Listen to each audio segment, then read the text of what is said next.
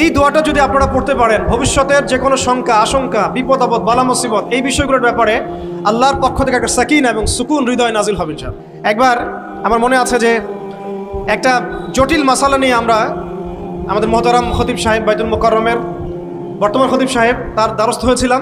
একটা মুশকিলা দেখা দিয়েছে, একটা দোয়া শিখিয়ে দেন যে দোয়ায় আমল করলে ইনশাআল্লাহ এটা চলে যাবে।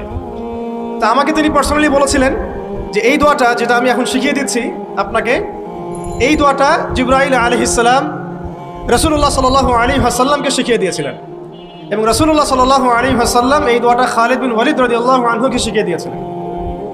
তো শোনার এবং শেখার খুব আগ্রহ ছিল, তা আমি লিখে নিচ্ছিলাম এবং নোট করছিলাম। এই দোয়াটা যদি আপনারা পড়তে পারেন, ভবিষ্যতের যে কোনো শঙ্কা, আশঙ্কা, বিপদ আপদ, বালা মুসিবত, এই বিষয়গুলোর ব্যাপারে আল্লাহর পক্ষ থেকে একটা সাকিনা এবং সুকুন হৃদয় নাজিল হবে ইনশাআল্লাহ। একটু বড়, যেহেতু এখানে তালেবে ইলমগণ অনেক, তারা তো শুনলেই মুখস্থ করতে পারবেন, তাই আমি নোট করে আনছি। এবং জ্ঞান তো লুকিয়ে রেখেও লাভ নাই, প্রচার করলেই লাভ, আপনারা আমল করলে আমি নাকি পাবো ইনশাআল্লাহ। তো এই দোয়াটা হচ্ছে আউযু বিকালিমাতিল্লাহি তাম্মাতিল্লাতি লা ইউজাবিজুহুন্না বাররুন ওয়ালা ফাজির মিন শাররি মা খালাকা ওয়া যারআ ওয়া বারআ ওয়া মিন শাররি মা ইয়ানজিলু মিনাস সামাই ওয়া মা ইয়া'রুজু ফিহা ওয়া মিন শাররি মা যারআ ফিল আরদি ওয়া মা ইয়াখরুজু মিনহা ওয়া মিন শাররি ফিতানিল লাইলি ওয়ান নাহার ওয়া মিন শাররি তাওয়ারিকিল লাইল ইল্লা তাওয়ারিকা ইয়াতরুকু বিখাইরিন ইয়া রাহমান। এই দোয়াটার উপর আমল করতে থাকেন, দেখেন ভবিষ্যতের আশঙ্কা দূর হয়ে যাবে ইনশাআল্লাহ। আল্লাহ পাক আমরা সবাইকে 4টা গুণ হাসিল করার তৌফিক দান করেন। এইগুলো নিয়ে লম্বা কথা বলা যায়, সংক্ষিপ্ত করে বললাম যে আল্লাহ পাক আমাদেরকে জীবনের উদ্দেশ্যটাকে ফিক্স করার তৌফিক দান করেন, যে আমরা পৃথিবীতে এসেছি আল্লাহর ইবাদত করতে এবং তার দিন কায়েম করতে। এবং এই মিশনে আমাদের প্রথম দরকার হচ্ছে দ্বীনি ইলম অর্জন করা, এবং এটা একটা লম্বা সিলসিলা, এই ব্যাপারে তাড়াহুড়া না করা। এবং 3 নাম্বার, বুজুর্গ ওলামায়ে কেরামদের সোহবতে থেকে দ্বীনের জ্ঞান হাসিল করা। এতে করে জ্ঞানের সাথে সাথে আধ্যাত্মিকত্ব হাসিল হবে ইনশাআল্লাহ। আর আধ্যাত্মিকত্ব হাসিল না হলে বাইরের চোখ দিয়ে যদি আমরা দেখি, তাহলে এই বিশ্বটাকে চিনতে, বুঝতে এবং সমাধান বের করতে আমরা বেগ পাবো। এবং কোনো কোনো ক্ষেত্রে আমরা সত্যকে মিথ্যা মনে করতে পারি, মিথ্যাকে সত্য মনে করতে পারি। আল্লাহ পাক আমাদের খিদির আলাইহিস সালামের দৃষ্টিভঙ্গি দান করেন, আমিন।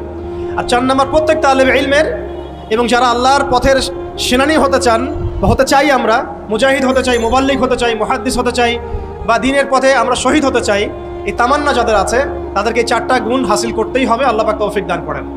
1 নাম্বার শুকর, 2 নাম্বার সবর, 3 নাম্বার তাওবা এবং 4 নাম্বার ইস্তেআযা বা আশ্রয় প্রার্থনা। আবার বলছি, 1 নাম্বার শুকর, বেশি বেশি শুকরিয়া আদায় করা, 2 নাম্বার সবর করা, 3 নাম্বার হচ্ছে পূর্বের পাপের জন্য তওবা করা, এবং যখনই পাপ হবে তখনই তওবা করা।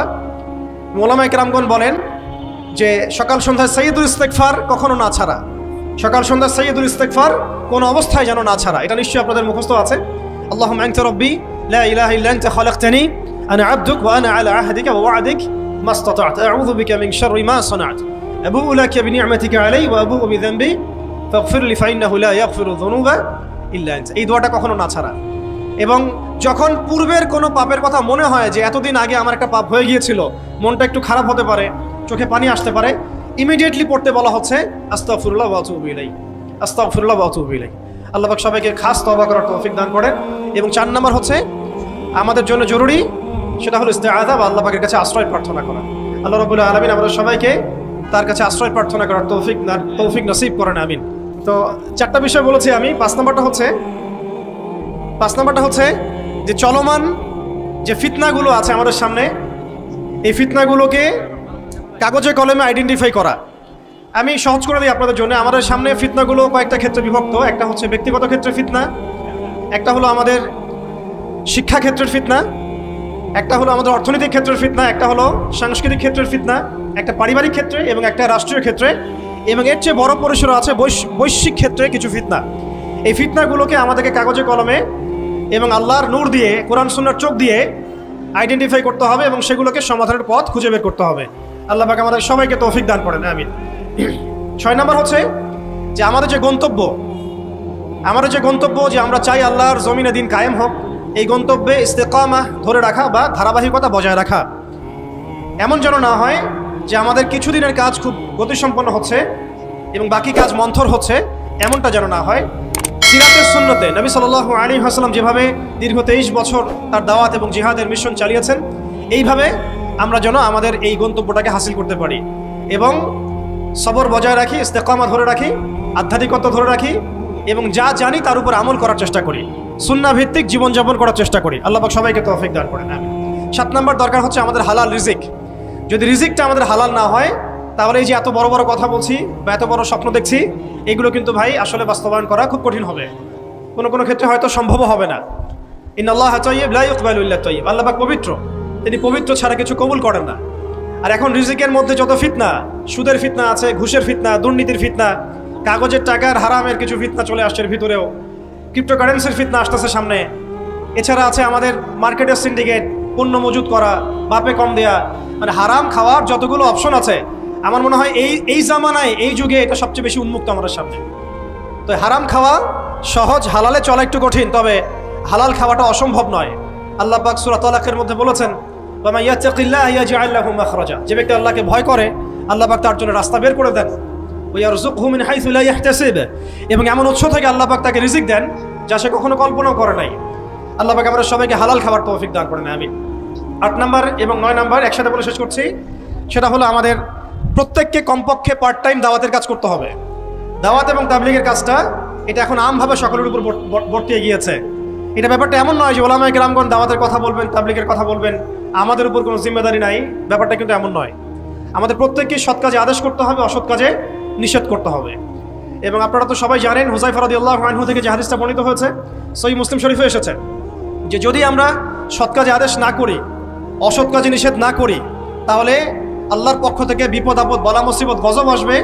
এই সময় ওই কম দোয়া করবে, কিন্তু এই দোয়া আল্লাহর দরবারে কবুল হবে না।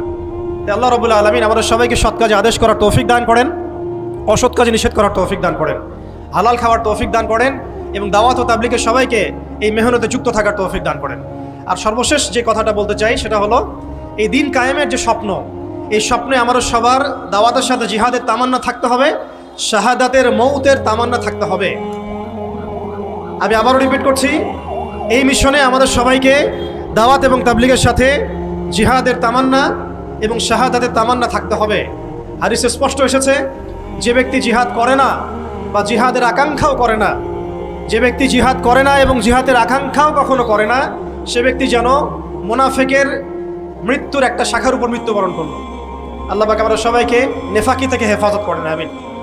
সম্মানিত উপস্থিতি এবং আমার সামনে উপবিষ্ট তরুণ প্রজন্মের দিনী ভাইরা, এই 10টা কাজ যদি আমরা করতে পারি, আমরা আশা করি এই 10টা কাজের সমন্বয় হলে আস্তে আস্তে হলেও আমরা ইনশাআল্লাহ তাআলা অচিরেই বাংলার জমিনে পরিপূর্ণ দিন কায়েম বলতে আমরা যা বুঝি, আল্লাহর জমিনে আল্লাহর দিন প্রতিষ্ঠা এবং শরিয়া বিধান প্রতিষ্ঠা, এটা কোনো অসম্ভব বিষয় নয় এবং এটা কোনো সময় সাপেক্ষ বিষয় হবে না ইনশাআল্লাহ।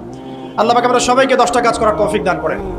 শেষ করার আগে আমি আরেকবার রিপিট করছি, আমাদের সবাইকে আল্লাহ পাক জীবনের লক্ষ্য এবং উদ্দেশ্যকে নির্ধারণ করার, ফিক্স করার তৌফিক দান করেন। দুনিয়ার মহব্বত আমাদের হৃদয় থেকে আল্লাহ পাক দূর করে দেন, আখিরাতের মহব্বত আমাদের মধ্যে দান করেন। দ্বিতীয় বিষয় হচ্ছে, আমাদের সবাইকে এই মিশনে